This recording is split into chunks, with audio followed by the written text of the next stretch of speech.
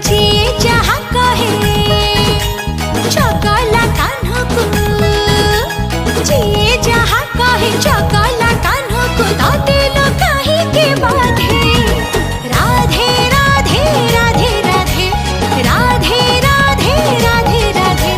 रागरे काहे की चले जाओ तू,